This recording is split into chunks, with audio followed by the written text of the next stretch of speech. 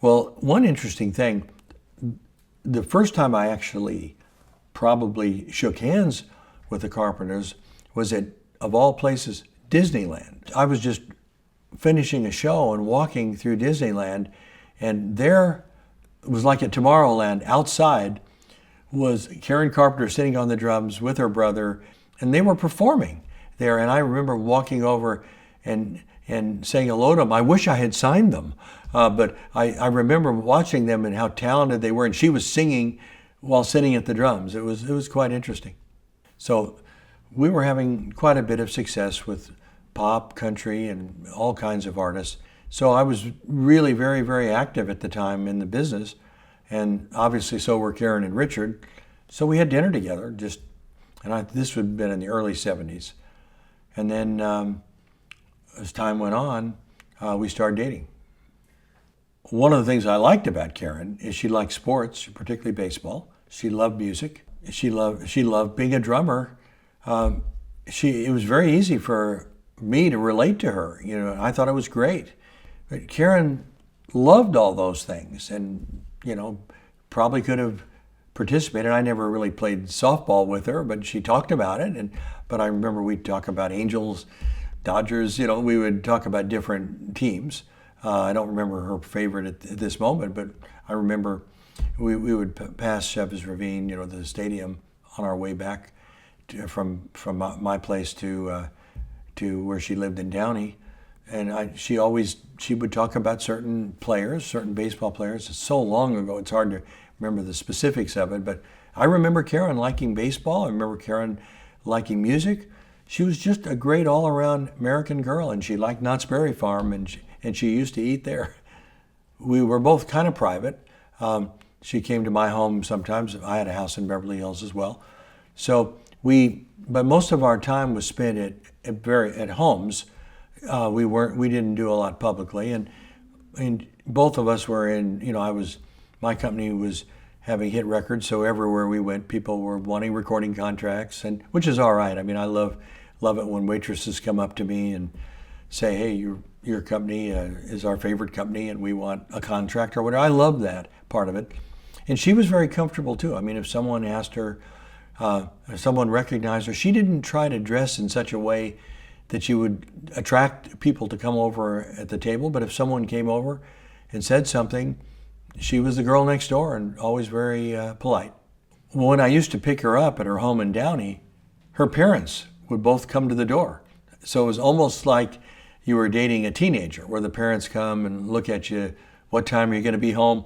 But you really had that same feeling like you're taking our prized possession out. How long will you be? Where are you going? I mean, it was very fascinating to see them asking those questions. And we're talking about in the 70s, in 1972, 73, during that, they were asking, her parents if you picked her up, would say, "Where are you going?" It was very fascinating. She was really an American girl, and she was the girl next door. Well, one thing for sure, she never said a negative thing about her family. She worshiped Richard. In fact, I remember whenever we were having dinner, I would say, "We better order quick," because if Richard would record over at A&M, which was right there in the part of Hollywood that was fairly close to Beverly Hills or wherever. But if Richard were to call, he would say, "Karen, we need you for an overdub in 20 minutes. So whatever stage of eating we were in at the time, that was all we were going to eat. So, I mean, she was very dedicated to her group and dedicated to her brother, and literally worshipped him. Rightly so. He was a genius. Well, the word commitment may have been created for the Carpenters because the commitment that Richard and Karen Carpenter had to making records. It wasn't just performances. It wasn't just singing. It wasn't just arranging. Karen and Richard Carpenter made records. Richard Carpenter may be one of the greatest record producers of all time. He over and over, he made these great records. He was what they call a record man, someone that understood every aspect of how to make a record. And he knew how to use her voice. We saw later when she recorded without Richard, it was so different.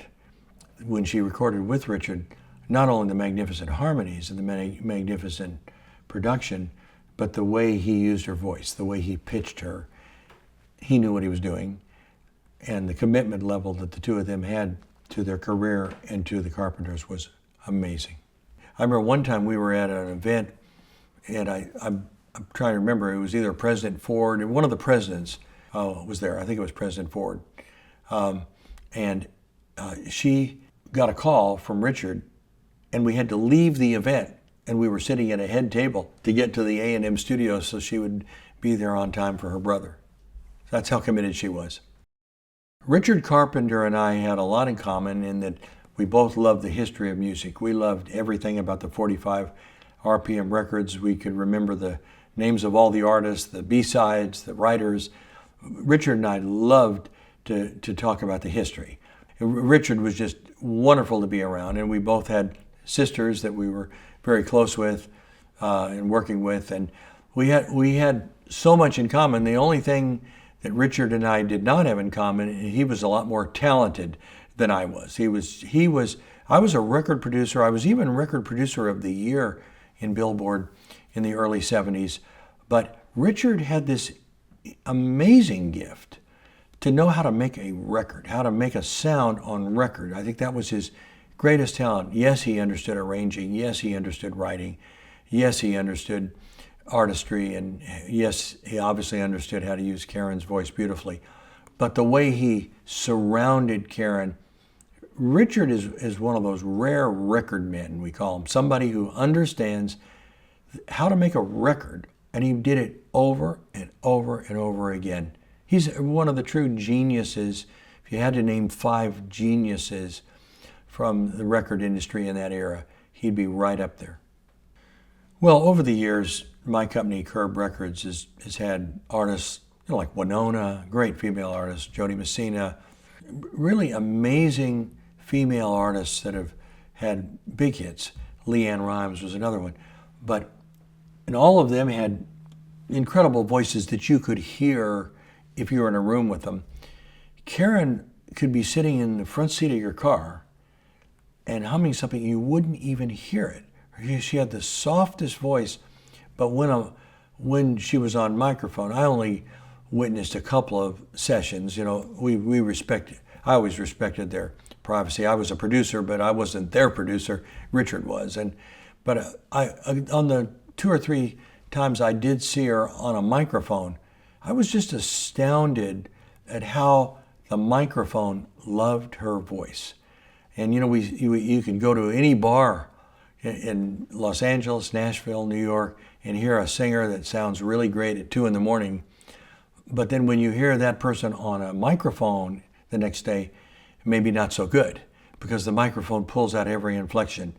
The impression I got, and of course Richard would know better, is that when she was on the microphone, this velvet, soft voice just was magnified through the microphone, and this sound. And then Richard had this amazing ability to surround with gentle but full harmonies and gentle but solid production. As he was a genius at what he did as a producer, as a record man, and it was just magic. And they did it over and over and over again.